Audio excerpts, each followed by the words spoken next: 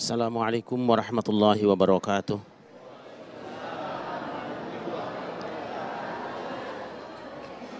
Alhamdulillah wassalatu wassalamu ala Rasulillah wa ala alihi wa ashabihi wa man tabi'ahu wa la amma ba'du.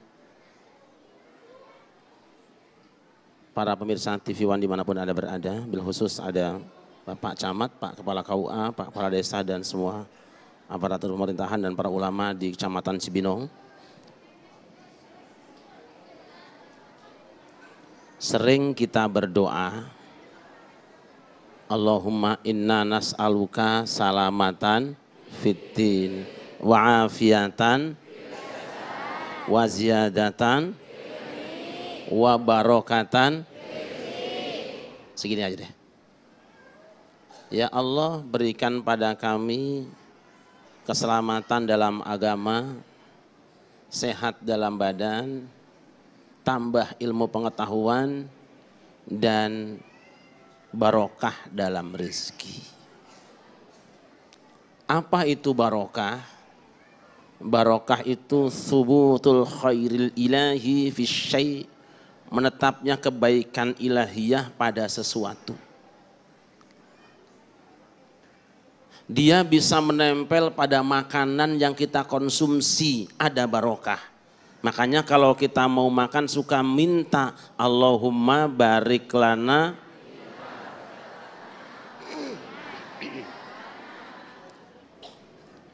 Pengen supaya rizki yang kita makan itu mengandung barokah. Barokah juga bisa menempel pada suami, pada istri, pada pernikahan. Makanya kalau ada perkawinan kita suka baca doa barokallahu laka wa baraka alaikuma wa jamba alaika wa jama'a bainakuma fi khair. Semoga rumah tangga kalian barokah. Tuh. Di mana lagi nempel barokah? Di mana-mana ada. Tapi yang pasti barokah itu milik Allah. Yang punya barokah Allah. Kita kan sering baca at-tahiyatul.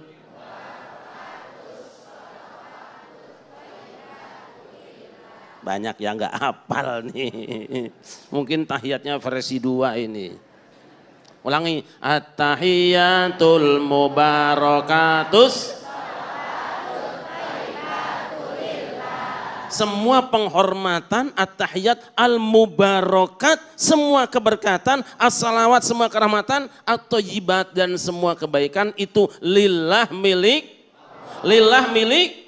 Tapi Allah yang pemilik barokah itu bisa menempelkan kemana saja, memberikan kemana saja, menempatkan kemana saja, terserah. Nah, kita ambil contoh. Kenapa Kanjeng Nabi Muhammad ketika berangkat Isra Mi'raj berangkatnya dari Al-Masjidil Haram, minal Masjidil Haram ilal Masjidil Aqsa, bukan min Cibinong ila Bogor. Kenapa bukan min Cibinong ila Kampung Rambutan, tapi minal Masjidil Haram ilal Masjidil? Kenapa dari Masjidil Haram? Pasti ada sebabnya. Allah berfirman, Inna awwala baitin wudi'a lin-nasi lalladzi bi Bakkata mubarakan wa hudan lil alamin. Sesungguhnya rumah pertama yang diletakkan untuk umat manusia beribadah kepada Allah yang dibakah, yang diberkati dan petunjuk bagi seluruh alam. Oh, ternyata Al-Masjidil Haram itu mubarakan, diberkati. Kanjeng Nabi Muhammad akan berangkat terbang supaya selamat, supaya lancar, ngalap berkah dengan Masjidil Haram. Berarti Masjidil Haram punya berkah. Jelas apa jelas? Kenapa turunnya juga di Masjidil Aqsa, bukan turunnya di Cibinong, bukan turun di Bogor? Minal Masjidil Haram ilal Masjidil. Pasti ini sering rajaban nih, apal. Karena ayatnya ini populer.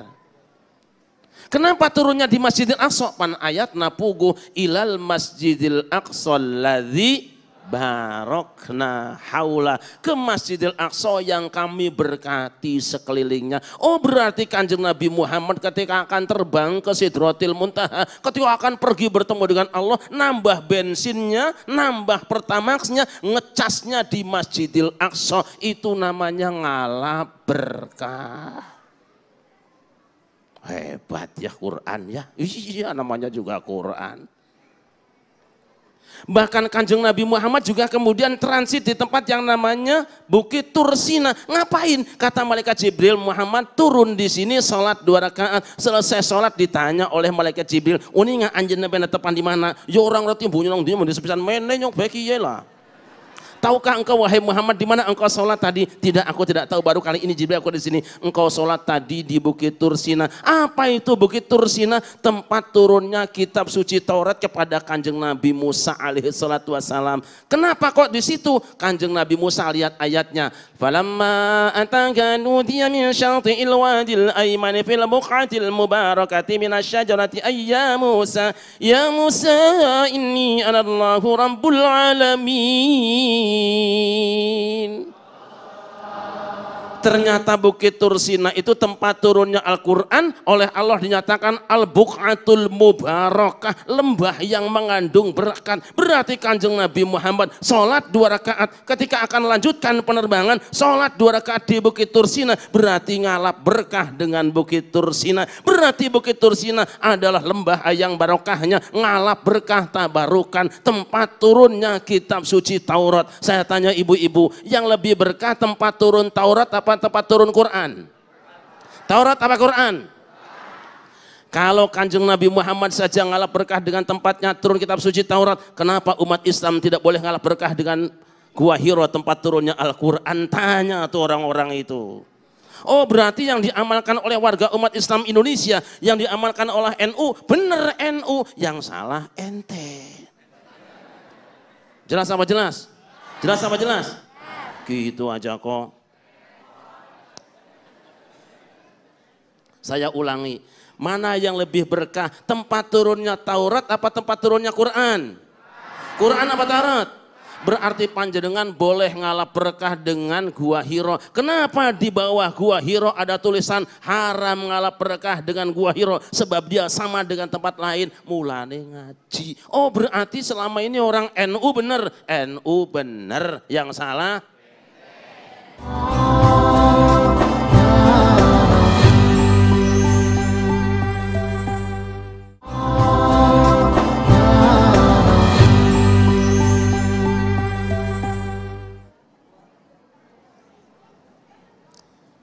Nabi Muhammad pun kemudian diajak mampir di satu tempat yang beliau tidak pernah ke sana. Kemudian kata malaikat Jibril, sholat 2 rakaat di sini. Selesai sholat ditanya lagi, panjenengan pirsa napa mboten sholat wonten pundi niki wau? Ora, aku radong iki bisa-bisa niki. Manawi anjen teu uninga, ieu teh tempat namina Bethlehem. Naon ari nu ngaran Bethlehem teh Jibril? Ta eta. Bethlehem itu adalah tempat lahirnya Kanjeng Nabi Isa alaihissalam. Kanjeng Nabi Muhammad mau terbang sowan dumateng ngarsa dalam Allah Subhanahu wa taala, salat dulu 2 rakaat di tempat Bethlehem. Lu maka salat di situ kenapa ke Masjid Cibinong saja? Ya belum ada. Tapi masalahnya lihat Quran. Nabi Isa pernah berkata, Qala inni abdullahi atani al-kitaba wa ja'alani nabiyya wa ja'alani mubarakan aynama kuntu wa awsani bis salati waz zakati ma dumtu hayya. Aku ini hamba Allah, aku diberi Alkitab oleh Allah, aku dijadikan seorang nabi, wa ja'alani mubarakan aynama kuntu, dan Allah telah menjadikan aku orang yang diberkati dimanapun aku berada. Maknanya apa? Di mana Kanjeng Nabi duduk, di mana Kanjeng Nabi Isa ibadah, di mana Kanjeng Nabi Isa salat, bahkan di mana Kanjeng Nabi Isa dilahirkan, maka tempat itu mubarakan, diberkati oleh Allah. Kenapa Kanjeng Nabi Muhammad salat di tempat lahir Kanjeng Nabi Isa? Seakan Allah mengajarkan lewat malaikat malaikatnya, "Hei Muhammad, engkau akan melakukan perjalanan jauh, engkau punya rencana besar dan panjang, ngalap berkah dulu dengan seniormu, ini tempat lahirnya Kanjeng Nabi Isa alaihissalam, supaya bensinmu cukup, gasmu kuat, remmu pakem, ngalap berkah." Caranya bagaimana? Sholat 2 rakaat. Oh, berarti ngalap berkah dengan tempat lahir Kanjeng Nabi Isa. Betul. Saya tanya saudara-saudara, mana yang lebih berkah? Tempat lahir Kanjeng Nabi Isa atau tempat lahir Kanjeng Nabi Muhammad? Nabi Isa atau Nabi Muhammad? Orang yang beriman pasti akan mengatakan tempat lahir Kanjeng Nabi Muhammad jauh lebih berkah daripada tempat lahirnya Kanjeng Nabi Isa. Tanyakan kepada mereka yang ambil kebijakan, kenapa kalau Kanjeng Nabi Muhammad ngalap berkah dengan maulid Kanjeng Nabi Isa, tapi umat Muhammad tidak boleh ngalap berkah dengan tempat lahir Kanjeng Nabi Muhammad, bahkan tempatnya diratakan dengan tanah. Aneh apa aneh? Aneh apa aneh? Kenapa para ulama diam saja, kenapa tidak demo? Sekarang kita akan menangis datang ke kota suci tidak menyaksikan mana tempat lahir Kanjeng Nabi Muhammad, sudah dijadikan perpustakaan saudara-saudara. Dan kalau kita akan ngalap berkah, mereka bilang musyrik, tidak boleh ngalap berkah dengan tempat lahir Kanjeng Nabi Muhammad. Liar cek aing mayanya. Liar tuh liar. Oh, berarti sebenarnya amaliyah umat Islam Indonesia dan kaum muslimin dunia, ahlus sunnah wal jamaah dan ahlul bait itu sudah benar semuanya. Berarti NU juga benar, NU benar, yang salah. Jelas apa jelas? Gitu aja kok. Daripada repot nyiapin kopi, saya heran gak ada bacain kopi. Itu tempat Kanjeng Nabi Isa. Kanjeng Nabi Isanya sudah tidak ada. Tempat Kanjeng Nabi Musa, Nabi Musanya sudah wafat, tapi tempatnya masih ada berkahnya. Sekarang pertanyaan, apakah yang bisa mengandung berkah itu hanya tempat para nabi dan rasul? Tidak. Kalau Allah menghendaki tempat mana saja bisa mengandung berkah. Contohnya mana? Lihat dalam surah Ali Imran. Ketika Nabi Zakaria ingin punya anak, dia datang ke satu tempat. Di mana tempatnya? Tempatnya Siti Maryam. Apa yang dia lakukan? Lihat Quran. Hunanika da'a Zakaria rabbah. Qala rabbi habli min ladunka dzurriyyatan thayyibatan innaka sami'ud du'a. Di tempat itu Nabi Zakaria berdoa kepada Tuhannya, ya Tuhanku berikan padaku keturunan yang baik, sesungguhnya Engkau Maha mendengar doa. Di mana dia berdoa? Tempat kamarnya Siti Maryam. Kenapa berdoa di tempat Siti Maryam? Sebab Zakaria pernah melihat tiba-tiba di kamarnya Maryam ada sembako. Dia tanya Maryam, "Anna laki hadza?" Di mana ia dahareun sia? Jangan-jangan dia orang Cibinong nih, selingkuhan nente. Siti Maryam mah santri yang istiqomah, boro-boro pacaran, boro-boro WA, boro-boro SMS-an, ngobrol dengan cowok pun tidak. Tapi kenapa di kamarnya ada rizki, ada makanan, ada hidangan tiap hari?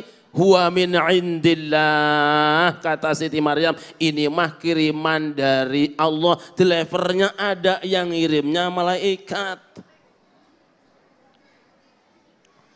Maka tahulah Nabi Zakaria bahwa tempatnya Siti Maryam itu adalah ngandung barokah. Saya tanya ibu-ibu, Siti Maryam nabi apa bukan? Nabi apa bukan? Nyatanya Nabi Zakaria pun numpang berdoa di tempat itu. Berarti Nabi Zakaria ngalap berkah dengan tempat seorang wali perempuan. Oh, kalau begitu berarti kalau panjenengan ngalap berkah dengan tempat ngajinya wali, tempat sholatnya para wali, berarti itu ada contohnya di Quran. Betul sekali, tidak musyrik. Boten musyrik mas, berarti amaliyah umat Islam Indonesia, berarti amal orang NU sudah benar. Betul apa tidak? Benar, NU yang salah. Jelas apa jelas? Jelas apa jelas? Gitu aja kok. Pada repot bikin kopi lah.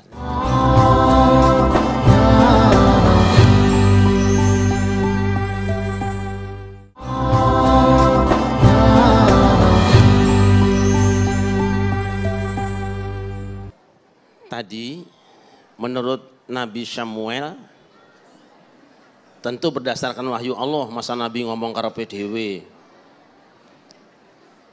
bahwa Bani Israel akan memperoleh kemenangan ditandai dengan datangnya kotak wasiat benda wingit, barang sekti mondro kuno, ini bahasa kita. Nanti kadang-kadang kita kalau menggunakan bahasa Sunda sok goreng bae-nya, nek nganggo basa Jawa elek bae, jancane ora. Ya. Orang lagi pada bertapa, musyrik. Nabi Muhammad juga bertapa, cuman bahasa Arab namanya tahanus. Apa artinya? Di dalam kotak itu ada pretelan kitab suci Taurat, ada benda-benda alat-alat perang dan lain sebagainya. Berarti benda itu mengandung barokah dari sisi Allah. Pertanyaan kita sekarang, mana yang lebih barokah, kitab Taurat apa kitab Quran? Wa hadza kitabun anzalnahu ilaika mubarak. Dan ini Quran adalah kitab yang diberkati. Kami turunkan pada kamu. Tabarakalladzi nazzala al-Furqana 'ala 'abdihi liyakuna lil 'alamin nadhira. Maha berkat Allah yang turunkan Furqan pada hambanya supaya jadi peringatan bagi seluruh alam. Berarti kitab Quran adalah kitab yang diberkati. Sekarang pertanyaan dan memang tidak aneh saudara-saudara. Kalau Quran lebih barokah daripada kitab Taurat, wajar saja bukan? Kalau dulu kitab suci Taurat pretelannya dijadikan di alat berkah, di alat berkahnya oleh hamba-hamba Allah, oleh Bani Israel. Apa salah kalau umat Islam sekarang mengalungkan lehernya dengan Al-Quran kecil? Salah apa tidak? Salah apa tidak? Tapi ada di antara saudara kita yang mengatakan musyrik, tidak apa-apa. Itu masing-masing. Tapi orang yang mengalungkan Quran juga bukan untuk menyembah Quran, bukan menganggap Tuhan pada Quran, tapi itu adalah firman Tuhan yang diyakini mengandung berkahnya. Masing-masing silakan dengan keyakinannya, tidak boleh menganggap musyrik saudaranya. Jelas apa jelas? Jelas apa jelas? Ada yang usil ngomong ke saya, Kiai kalau memang Quran itu ngandung berkah, kenapa nggak dikalungin pakai Quran yang besar saja anaknya? Mas, kalau Quran yang besar itu bukan buat kalung mas, yang satu buat dibaca, satu buat mukul pala ente. Gitu aja kok. Sallu ala Muhammad. Sallu ala Muhammad. Yuk. Di mana lagi Allah tempelkan berkah? Di benda manapun Allah bisa tempelkan berkah. Lihat Quran. Allahu nurus samawati wal ardi mathalu nurihi kamishkatin fiha misbahun al-misbahu fi zujajah. Az-zujajatu ka'annaha kawkabun durriyyun qad min syajaratin mubarakatin zaitunatin la syarqiyyatin wala gharbiyyah yakadu zaituha yudhi'u walau lam tamsashu nar. Nurun 'ala nuriyyatin la yuridu man yasha' wa yadribu Allahu al-amthala lin-nas wallahu bikulli syai'in 'alim. Syajaratin mubarakatin, tuh pohon zaitun itu pohon yang ngandung berkah. Kenapa? Minyaknya bisa buat obat, buahnya bisa buat obat. Semua pohon zaitun ada manfaatnya buat umat manusia. Barokah buah dan minyak zaitun bisa digunakan untuk ngolesi kulit-kulit kita yang pada rusak. Tuh barokahnya. Kita ngobati pakai minyak zaitun, bukan nyembah zaitun, tetapi yang menyembuhkan yang menyembuhkan cuma barokah Allah turun lewat buah zaitun. Sama dengan batu cincin. Punten ya. Allah turunkan barokah terhadap batu cincin. Ketika ia direndam dengan gunung Merapi, dengan lahar yang panas, dia menyimpan energi. Yang kalau energi ini dipertemukan dengan kulit manusia, bertemu dengan tubuh manusia, kalau serasi dia akan menyusun kekuatan. Kalau tidak serasi maka akan menimbulkan persoalan. Anu matak orang tua dulu suka mengajarkan, kamu lahir hari apa? Hari Kamis Pahing, jam berapa? Tengah malam, berarti karakternya kena dingin. Sebab waktu keluar dia sambut oleh udara yang dingin. Kalau disambut udara yang dingin, obatnya kudu yang semi panas, black opal kalimaya gitu. Terus tanya lagi, ini lahirnya hari apa? Hari Minggu jam berapa? Jam 12 siang, panas itu mah. Berarti kamu nanti pakai cincinnya itu adalah cincin edong yang warna hijau dari Garut, atau pakai zamrud mahal teh hargana. Karena nggak ada yang bagus pakai edong, pakai zamrud, pakai daun pisang. Wedi ketikat di sini. Itu sebetulnya kemampuan orang tua kita dulu saudara-saudara. Cuma kita bodohnya tidak memahami penamparan barokah pada benda tertentu sehingga tidak tahu jodohnya. Sebab yang namanya batu cincin ibu-ibu itu sama seperti istri. Belum saja megang, lihat doang kalau indah mah seneng kita. Ya apa tidak? Batu cincin kita lihat indah banget. Tuh orang sakit bisa hilang sedikit sakitnya. Betul apa tidak? Apalagi orang bilang, waduh batu cincinnya Mang Udin bagus banget ya. Langsung sehat. Begitu juga istri. Istri sudah muda, cantik, senyum. Alah. Ustadz kayak pasti seneng ya. Lo ini mah udah hitam, tua, jelek dari dulu, melotot lagi. Itu mah ibarat batunya batu koral, inyek. Kok ini begitu mah.